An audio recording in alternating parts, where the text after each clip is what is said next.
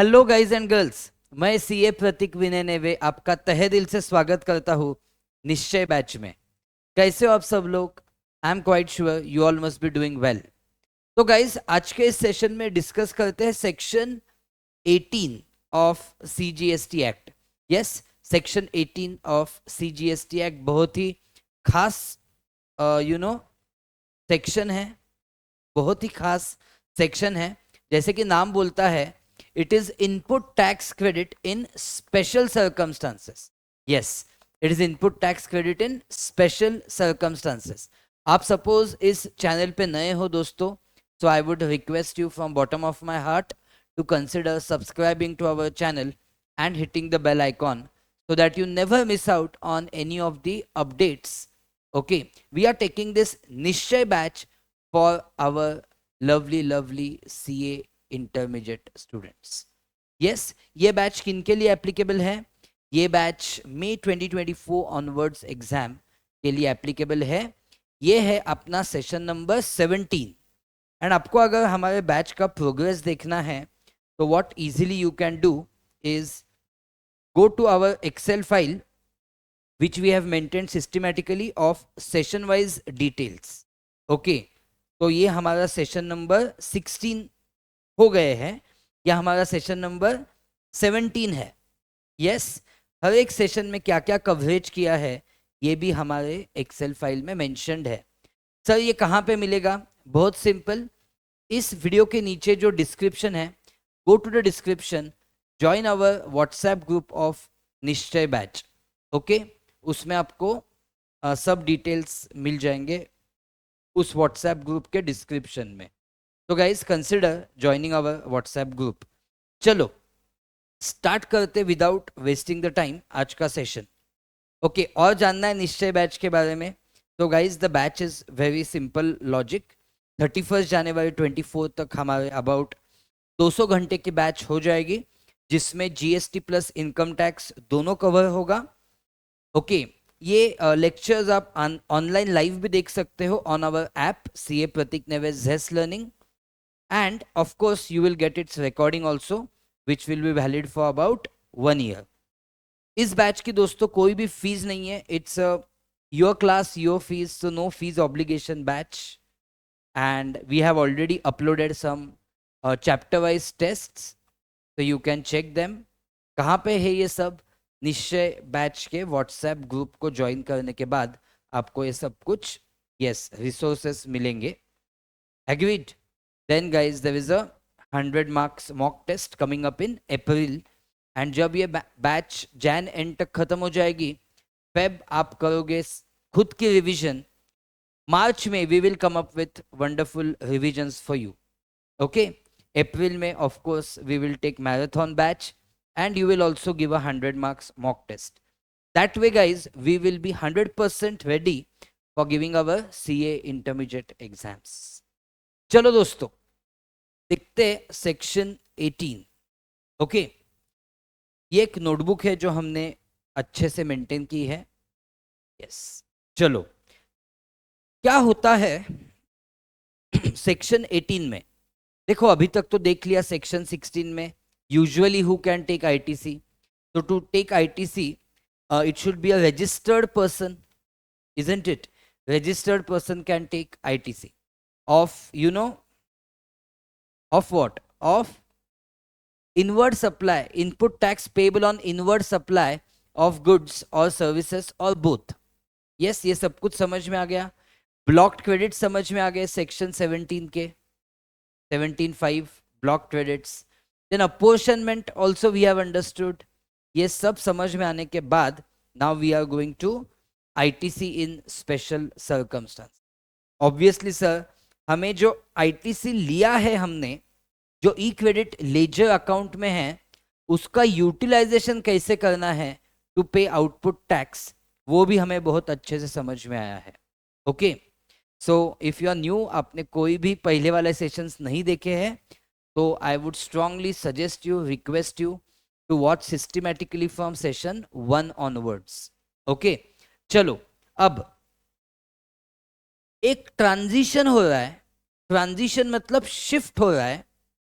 कैसे शिफ्ट हो रहा है? not taking ITC to taking ITC. Guys, not taking ITC to taking ITC. That is the shift. So what was happening? First, I was not able to claim ITC.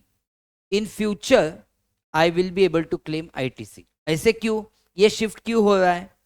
ऐसा shift हो सकता है दोस्तों कहाँ कहाँ पे? 4 केसेस में. In 4 cases, such shift can happen. That first I was not taking ITC. Afterwards, I will take ITC. Okay. So, एक shift हो रहा है. First I was unregistered. Now I am getting registered. जब मैं unregistered था तो obviously I was not allowed to take ITC. Yes, everyone knows this. Now I am required to get registration on compulsory basis. I am now required to get registration on compulsory basis. Why, sir? Because section 22 or 24. क्या है 22 और 24? Persons liable to be registered is given in 22. And what is 24? 24 is obviously cases where registration is compulsory. So yes. So from being not registered to I am required to get registration on compulsory basis. Or I am not registered but I want to get registered on voluntary basis. ये एक shift हो रहा है. Getting it, guys? This shift is happening. Now, when this shift is happening, तो of course after the shift कोई problem नहीं है. जब मैं रजिस्टर होने वाला हूँ उसके बाद तो कोई इश्यू नहीं है. उसके बाद तो जो ये है ना, उसके बाद रजिस्टर होने के बाद तो मुझे आईटीसी मिलेगा जो मैं परचेस करूंगा उसके ऊपर, उसका तो कोई प्रॉब्लम नहीं है. द प्रॉब्लम इज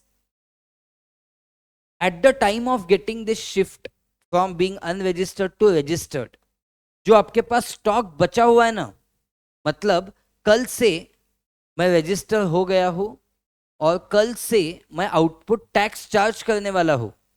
येस और no? Because I have got registered I will start charging output tax. But guys today's day and मेरे पास कुछ स्टॉक बचा हुआ है. यस क्या ऐसी आइडियल सिचुएशन हो सकती है कि कल से मुझे आउटपुट टैक्स पे करना है और आज मेरे पास इनपुट मतलब कुछ भी स्टॉक नहीं बचा है? ओके, तो नया कल से फ्रेश परचेस होगा, उसी में से ही सेल होगा. क्या ऐसी आइडियल सिचुएशन पॉसिबल है? नहीं सर, ऐसे आइडियल सिचुएशन तो पॉसिबल नहीं है. Isn't it? तो क्या सिचुएशन है? कुछ स्टॉक बचा हुआ है आज और कल से मैं रजिस्टर हो गया और मुझे आउटपुट टैक्स पे करना है. तो आज जो स्टॉक बचा हुआ है, आज जो दोस्तों स्टॉक बचा हुआ है, वो स्टॉक किन किन चीजों का है? मैं मैन्युफैक्चरर हूं सपोज, तो वो स्टॉक रॉ मटेरियल का है, वो स्टॉक WIP का है, वो स्टॉक फिनिश गुड्स का है. ओके, अब स्टॉक रॉ मटेरियल का है मतलब इनपुट्स का है, मतलब मैंने पहले परचेस किया था. स्टॉक WIP का है मतलब वो WIP के लिए मैंने क्या किया था? इनपुट्स डाले हुए थे, उसके बाद ही वर्क इन प्रोग्रेस हुआ. स्टॉक फिनिश गुड्स का है मतलब क्या? मैंने इनपुट्स के ऊपर काम किया है, लेबर लगाया है, ओवरहेड्स लगाए हैं और वो फिनिश गुड्स हुआ है. मतलब कॉमन पॉइंट ये है कि तीनों में मेरे इनपुट्स इन्वॉल्व्ड है. यस और नो गाइस? यस, तीनों में जो इनपुट्स इन्वॉल्व्ड है, तो मैंने जब परचेज किया होगा तो उसके ऊपर GST पे किया होगा. देखो दोस्तों, मैं तो अनरजिस्टर्ड था, लेकिन जो मेरे सप्लायर्स थे वो तो रजिस्टर्ड थे ना, तो उन्होंने GST लगाया है. यस, तो मैंने वो पे किया है. यस, बट क्या मैंने इनिशियली उसका ITC लिया है? The answer is no, because जब मैंने परचेस किया था तब मैं था यस अनरजिस्टर्ड. तो देखो क्या लिखा है, ITC हैव आई क्लेम्ड? तो initially not claimed as these purchases were at the time supplier was unregistered. Agreed? अब ये सेक्शन 18(1) क्या बोलता है? Now take ITC. Now please go ahead and take ITC of raw material which is in stock, of raw material which is in WIP and raw material which is in finished goods. अब आप इन तीनों का ITC ले लीजिए. Time has come that you will take this ITC. Okay? तो आपका purchase कब था? परचेसेस तब था जब आप अनरजिस्टर्ड थे, बट अब आप अनरजिस्टर्ड से होने वाले हो रजिस्टर्ड. तो गाइस, इस ट्रांजिशन के दौरान आपके पास जो स्टॉक है of inputs as such, inputs in WIP and inputs in finish goods, उसके ऊपर जो GST पे किया है उसका आप ITC ले सकते हो, टिक मार्क ले सकते हो. एग्रीड? Yes sir, agreed. तो दोस्तों, this section 18(1) has 4, yes, it has 4 clauses. 18(1) has 4 clauses. How many clauses? Tell me. It has 4 clauses. A, B, C, D. Okay, क्या है 4 clauses? क्यों है 4 clauses? ट्रांजिशन है ना. First, not taking ITC to taking ITC, ये transition है ना. Yes sir. तो इस ट्रांजिशन के लिए हमारे पास 4 क्लॉजेज है, क्योंकि 4 अलग सिचुएशंस है. सर क्या सिचुएशंस है? A situation, okay, unregistered to getting registered on compulsory basis. Can you see? Unregistered to getting registered on compulsory basis. Yes. B clause क्या है? Unregistered to getting registered, but can you see on voluntary basis? Yes. C clause क्या है? 10 to 9. 10 to 9 मतलब पहले I was under composition scheme, now I am going into normal levy. Composition scheme to normal levy is clause C. जब मैं composition scheme में हूँ तब मैंने ITC नहीं लिया है, और जब मैं section 9 में जाऊंगा then I will be able to take ITC. And then guys, clause D. Clause D क्या है? Clause D है that I am a registered person, I was first selling finished goods or giving services which were exempted. Now those have become taxable. Now those have become taxable. ये देखो. Okay, तो ये 4 clauses है. याद रहेंगे 4 clauses? देखो बहुत simple है. Unregistered to getting registered on compulsory basis, A clause. Unregistered to getting registered on voluntary basis, B. C for composition scheme, so composition scheme to normal levy, clause C. And finally clause D. Clause D क्या है? Clause D is your first outward supply of those goods which are taxable, rather which are exempted, now that outward supply is becoming taxable. Agreed? Did you understand all 4 clauses? Absolutely sir, absolutely. We understood all 4 clauses. Okay, अब तो 4 clauses में divide करने की जरूरत ही क्यों है? What is the need of dividing in 4 clauses? Why not simply put up a single 18(1)?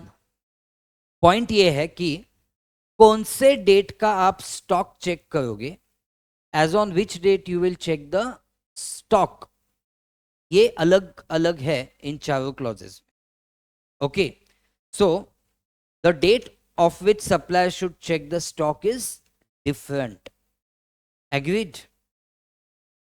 सो और एक मुझे आपको डिफरेंस बताना है. जो 18(1)A है ना, 18(1)A एंड 18(1)B, उसमें आप ITC ले सकते हो सिर्फ और सिर्फ इनपुट्स का. बट 18(1)C एंड D है ना, in that you can take ITC of both inputs as well as capital goods in stock. Okay, अब मैं क्या बोल रहा हूं आपको स्टेप बाय स्टेप समझ में आएगा as we go ahead and see the examples. तो दोस्तों, एंड तक, इस सेशन के एंड तक पेशेंस रखना. Keep the patience, you are going to understand, that's my guarantee. Okay, तो 18(1)A को जरा डेप्थ में देखते हैं. I was unregistered first. Now what happened? My turnover exceeded a specific limit. तो अब registration हो गया है compulsory. Yes. So now guys, I should apply for registration within 30 days of becoming liable. कब अप्लाई करना चाहिए मैंने? Within 30 days of becoming liable. Okay, ये प्रोविजन है, मैंने नाइसली वो प्रोविजन फॉलो की. सपोज 29 सितंबर को my turnover exceeded 40 lakhs. Yes, 10th अक्टूबर को, that is within 30 days, that is within 30 days, I have made application for registration. Yes. So effective date of registration क्या है? 29 सितंबर हो गया मेरा effective date of registration. अब मुझे certificate कभी भी मिलने दो, मेरा इफेक्टिव डेट ऑफ रजिस्ट्रेशन हो जाता है date when I became liable for registration. तो बन गया 29 सितंबर. यस. अब मुझे स्टॉक देखना है as on, to be very specific, मुझे स्टॉक देखना है एज ऑन 28 सितंबर. कौन से डेट का स्टॉक देखना है मुझे? As on 28 September.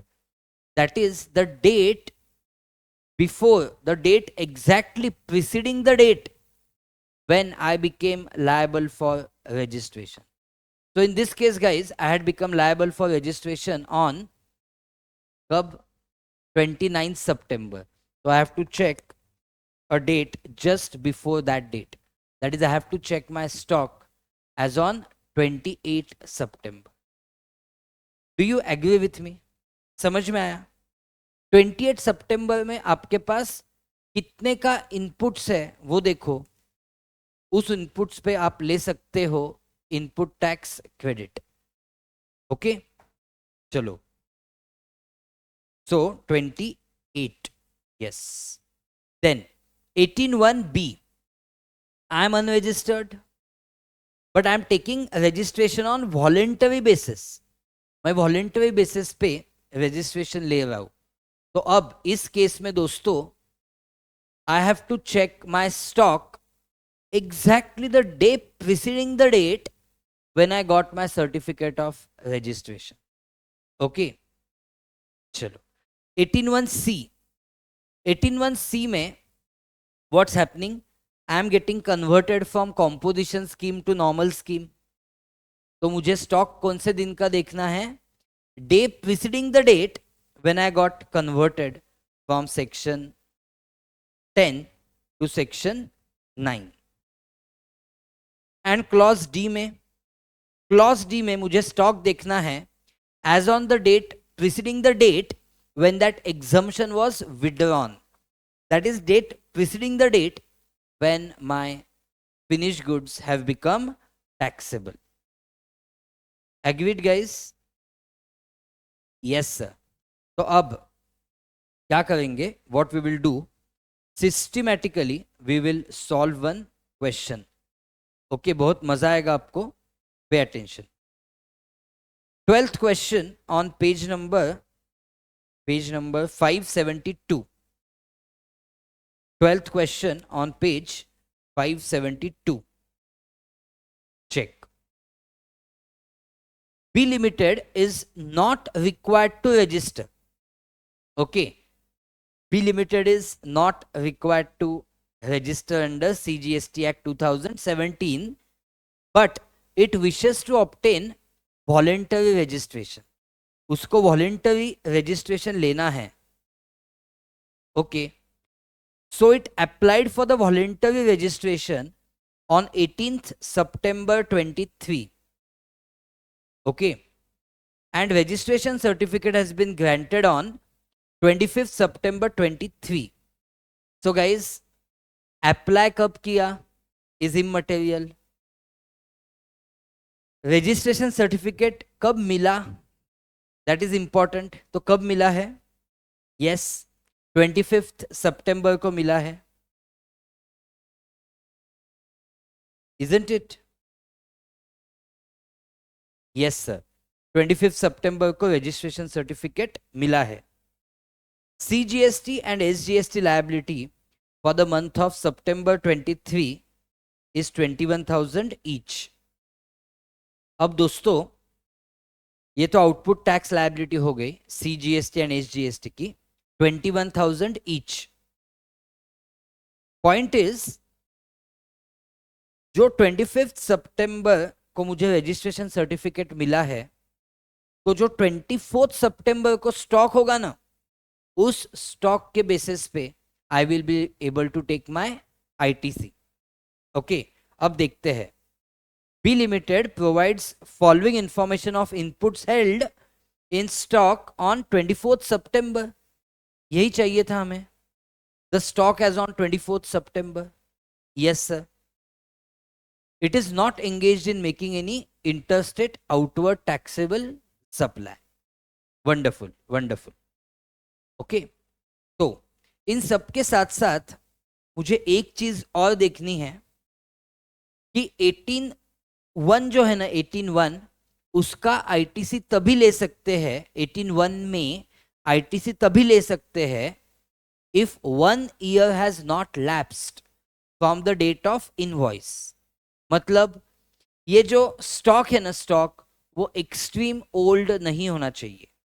ओके, मतलब देखो हमें इस एग्जाम्पल में 24 सितंबर 23 में जो एग्जिस्टिंग स्टॉक है उसका ITC लेना है. मानते हो? Yes sir. तो the purchases should be the recent purchase. मतलब कट ऑफ डेट होगी 25 सितंबर 22. 25 सितंबर 22 के पहले वाले जो परचेस होंगे ना, उसका ITC नहीं मिलेगा. अगर स्टॉक में ऐसा कुछ बचा है जो 25 सितंबर 22 के पहले वाला है, तो उसका ITC नहीं मिलेगा. देखो अब ये देखो, inputs procured on 2nd September 23 lying in stock. So we want to take ITC on 24th September. तो yes, हार्डली 22 डेज हो गए परचेस करके, तो go ahead and take this ITC. बात समझ में आई ना? आपके स्टॉक में एज ऑन 24 सितंबर इनपुट्स है. ओके, जो भी इनपुट्स है उस इनपुट्स पे ITC कितना है? CGST का 4,500, SGST का 4,500. तो guys you will be allowed ITC of this in special circumstances as per section 18 subsection 1 clause. आप ही बोलो, clause होगा B. Why B? Because we were first unregistered, now we are taking registration on voluntary basis. Agreed? Next देखते हैं. Inputs received on 21st Feb contained in semi-finished goods held in stock. Okay, inputs in semi-finished goods held in stock. But ये कब का है input? 21st Feb 23. And मुझे ITC कब लेना है? मुझे ITC लेना है as on 24th September 23. So yes, this is latest purchase. 1 year has not lapsed from the date of invoice.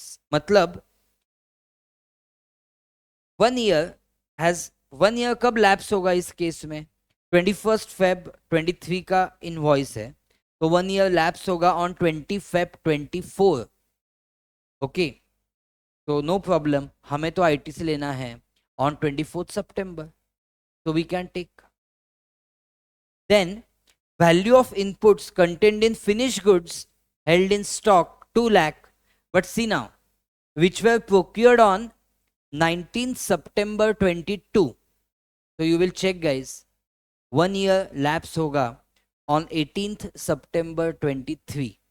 1 year कब lapse होगा? 18th September 23 को lapse होगा. Getting the point? But हमें ITC लेना है 24th September 23 को, so it's not possible to take ITC of this 36,000. Okay, चलो. Then Inputs valued 50,000 procured on 19 September 23. Very good. You can take ITC of this 9,000. And lastly, capital goods. Capital goods का ITC तो नहीं मिलेगा. In this section 18(1)(a) and 18(1)(b आपको capital goods का भी ITC मिलेगा in 18(1)(c and 18(1)(d. Okay, वो कैसे मिलेगा बाद में डिस्कस करेंगे. You are required to determine amount of tax to be paid in cash by B Limited for the month of September. Okay, तो अभी आप क्या करना, please take total of CGST. तो CGST 4,500. ये देखो, पहला वाला CGST एट 6% 4,500, दूसरा वाला CGST 7,500, तो it is 12,000. So your ITC of CGST is 12,000. ITC of SGST is 12,000. Yes, sir. So ITC of CGST 12,000, SGST 12,000, and IGST 9,000. Okay. So 12,000, 12,000, 9,000. ये हो गया आपका ITC of CGST, SGST, and IGST respectively. As per 18(1)(b. अब आपको ये जो ITC है आपके पास वो यूज करना है to pay output tax. Output tax of what दिया हुआ है आपको स्टार्टिंग में, CGST and SGST of 21,000 each. Okay, चलो. तो guys let's go ahead, let us solve this wonderfully. Question number 12, page number you give accordingly, and देखो क्या लिखा है step by step. As per section 18 subsection 1 clause B of CGST Act, where supplier gets registered on voluntary basis, okay, then he can avail ITC of input tax. Which input tax? On inputs in stock, inputs in semi-finished goods, and inputs in finished goods as on the date immediately preceding date of registration under GST. Okay. In given case, certificate of registration under GST is granted on 25th September. मानते हो? Yes. And therefore, stock of inputs, semi-finished goods and finished goods should be considered as on 24th September. Okay. Further, as per section 18(2) of CGST Act, ITC under section 18(1) cannot be availed if 1 year has expired from the date of issue of tax invoice. Therefore, in given case, ITC available under section 18 subsection 1 clause B shall be computed as follows. The particulars CGST, SGST, IGST figures in rupees. First point, inputs procured on 2nd September lying in stock. इसका कुछ भी problem नहीं है because 1 year has not lapsed, so take ITC.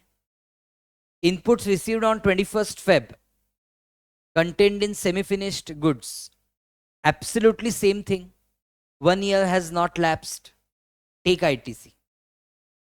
Inputs in finished goods held in stock purchased on 19th September. क्या होगा 19 September 22? 1 year has lapsed, so you cannot take ITC. Then inputs procured on 13 September lying in stock. क्या होगा इसका? Please go ahead and take ITC. It is of IGST. And capital goods का आप ITC बिल्कुल नहीं ले सकते because we are in 18(1)(b. So dash dash dash. So as discussed, total ITC under 18(1)(b shall be 12,000, 12,000 and 9,000. अब कुछ नहीं, जो आप एक्सपर्ट हो ना 49(5), मतलब use your input tax credit to pay your output tax. Now do utilization of ITC to pay your output tax. How will you do that? Particulars, output tax आपका है CGST का और SGST का. Okay, so start होगा with A point output tax 21,000 each, isn't it? Less, first you will exhaust. हमेशा पहले कौन सा बैलेंस एंड करना है? You will first exhaust ITC of IGST. कितना है आपका ITC of IGST? Yes, your ITC of IGST is 9,000. So first guys, exhaust this 9,000 to pay output tax of CGST and SGST. So use करना. I have assumed that I have used equally. So 4,500, 4,500. So balance of GST payable will be now 16,500 each of CGST and SGST.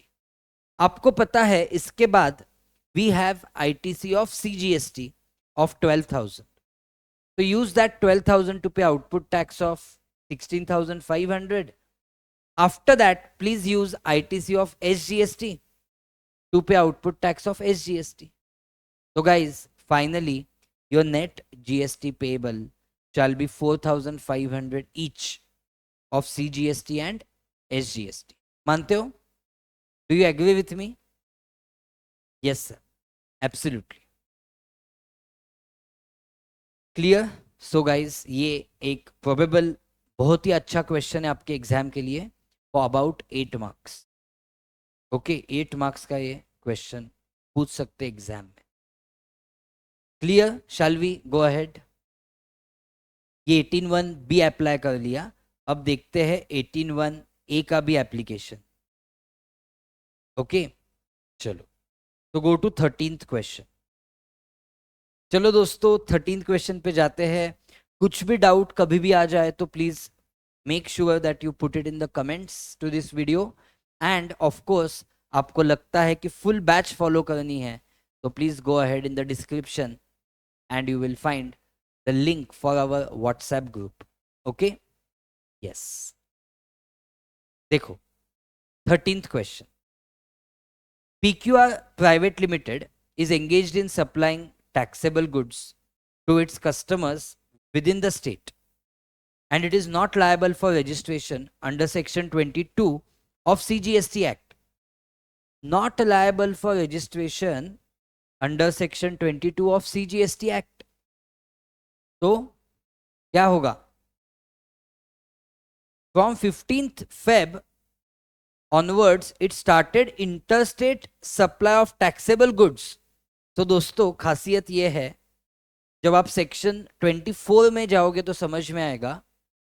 Any person who is engaged in interstate outward taxable supply has to get registered. तो यहाँ पे registration compulsory हो जाएगा with effect from 15th Feb. Okay, अब देखना ये है, are we applying within 30 days from date of getting liable for registration, ये देखना है. If we apply then we are able to take benefit of 18(1)(a. देखते. Hence it applied for registration on 25th Feb 23. Congratulations. Application for registration has been done within 30 days. Wonderful. तो अभी 14th Feb का जो stock है ना वो देखना है आपको. Why 14th Feb? On 15th Feb you have started making, from 15th Feb you have started making interstate taxable supply. तो वो हो गया आपका इफेक्टिव डेट ऑफ रजिस्ट्रेशन. तो उसके जस्ट एक दिन पहले वाला स्टॉक देखना है, that is as on 14th Feb. Agreed? Yes sir. चलो अब दोस्तों, it's CGST, SGST and IGST liability is given for the month of Feb 23. It is 19,500, 19,500 and 40,500 respectively and PQR Private Limited has to make e-payment of tax on the due date. वो तो हम करेंगे. Output tax के यहाँ पे हम बाद में आते हैं. First let's focus on कितना ITC मिलेगा. Okay. So PQR Private Limited has provided following details of stock of input held on 14th Feb 23 and tax paid thereon. Okay. So inputs received on 10th January 3600, 3600. But invoice की date देखना important है. 11th Jan 23. बढ़िया है. It is within 1 year. Take ITC. Take ITC. Inputs received on 25th October 22. Invoices dated 26th October 22 lying in semi-finished goods stock.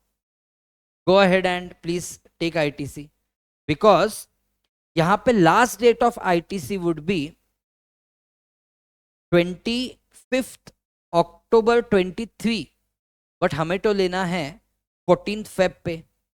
So please go ahead and take ITC. Inputs received on 15th Jan. Invoice is also dated 15th Jan 23. तो कोई tension नहीं है. You can take ITC. Okay, because we to want to take on 14th Feb. That is, it is within 1 year. तो कोई tension नहीं है. So guys, take total of 3600, 7500 and 9600. ये जो टोटल आएगी, that will be total ITC available of CGST and SGST. Clear? Yes sir, absolutely. और वो use होगी to pay your output tax of 19,500, 19,500 of CGST and SGST and IGST of 40,500. Okay, चलो देखते हैं. Let's see how to present it. Question number 13. Start होगा ऐसे. As per section 18 subsection 1 clause A of CGST Act 2017. 18, yes, ITC in special circumstances. 1, you are transiting from not taking ITC to taking ITC. And clause A, because earlier you were unregistered, now you are taking registration on, yes, compulsory basis. Where a supplier is required to obtain registration on compulsory basis, then he can avail ITC of input tax on inputs in stock, inputs in semi-finished goods and inputs in finished goods कब के, as on the date preceding the date when he becomes liable for registration. Okay, but it should be noted that such ITC can be availed only if application for the registration is done within 30 days of so becoming liable for registration. In given case, supplier started doing interstate supply with effect from 15th Feb. That is, he became liable for registration on said date. Also, he made application on 25th Feb 23, that is within 30 days from 15th Feb. Isn't it? Hence, he is entitled for ITC on inputs as on 14th Feb. Moreover, as per subsection 2 of section 18, ITC under section 18(1) cannot be claimed or availed if 1 year has lapsed or expired from date of issue of invoice. Considering the above provisions, total ITC in given case under section 18(1)(a) shall be rupees 20,700 each of CGST and SGST. ये देखो, इन सब की total is 20,700 each. Check of CGST and SGST. Now go ahead and calculate net GST payable. How will you calculate net GST payable for the month of February? Particulars, yes, particulars, IGST, CGST, SGST, isn't it? Yes. A point, output tax. तो output tax है, कितना है output tax? Check. 40,500 of IGST. तो अपने columns ऐसे बनाए हैं, particulars, IGST, CGST, SGST. तो ए पॉइंट आउटपुट टैक्स 40,500, 19,500, 19,500. अब दोस्तों, use the ITC to pay output tax. आपके पास पहले ITC है CGST का 20,700 और SGST का 20,700. ITC of IGST is not there, क्योंकि कोई इंटरस्टेट परचेस नहीं होगा, तो नहीं है, कोई प्रॉब्लम नहीं. Use your ITC of CGST to pay output tax of CGST. Yes, so please use. 19,500 use हो जाएगा. बचेगा कितना? Take on your calcy. 20,700 minus 19,500. Yes, 1,200 बचा. use that 1,200 to pay your output tax of IGST. आपको तो पता है ना that ITC of CGST is first utilized to pay output tax of CGST and balance, if any, to pay output tax of IGST. Yes, sir. Then use your ITC of SGST to pay output tax of SGST. हो गया use 19,500. Yes. बचेगा 1,200. Use that to pay output tax of IGST. So guys, finally net GST liability, of course, C and SGST की तो आएगी nil and IGST की आएगी 38,100. Agreed? How you have to go ahead? And आपको अब ये भी समझ में आया होगा हमने 49.5 पहले क्यों किया 18 के, क्योंकि मुझे पता था 18 में ऐसे सम्स आने वाले हैं जिसमें 49.5 का भी यूज करना पड़ेगा, राइट? चलो, तो मैं तो आपको रिक्वेस्ट करूंगा as usual that please keep on maintaining your notebook in the best possible way. Okay, writing once is equal to reading 2 to 3 times. So please keep on writing the things that you are understanding. Okay, so I hope you have all understood this session well. Okay, obviously section 18 subsection 1 में ही और कुछ बचा है. क्या बचा है sir? Clause C and clause D. हमने अभी clause A and clause B के एग्जाम्पल्स देखे, वो आपको एकदम अच्छे से समझ में आ गए, आई होप. तो मेरी आपसे रिक्वेस्ट रहेंगी that you first complete clause A and clause B. In the next session we will go to clause C and clause D. Clause C and clause D में डिफरेंट क्या होने वाला है कि डिफरेंट ये होने वाला है कि you can take ITC also of capital goods. अब आप कैपिटल गुड्स का भी ITC ले सकते हो. That capital goods which is in stock on the transition date, आप उसका भी ITC ले सकते हो when you are shifting from composition scheme to normal levy, and when you are shifting from first selling such goods which were exempt to now selling such goods which have become taxable. Okay, तो दोस्तों ये clause C and D करेंगे next session में. Is it fine with all of you? Clause C and clause D we will do in the next session.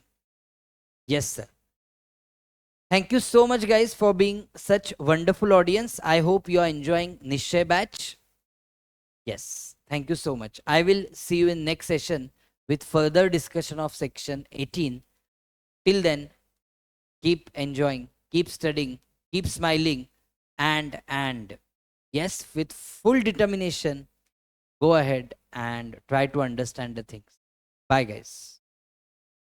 your mentor, CA Pratik Vinay Neve from CA Pratik Neve's tax classes, Zest Learning, signing off. Bye bye.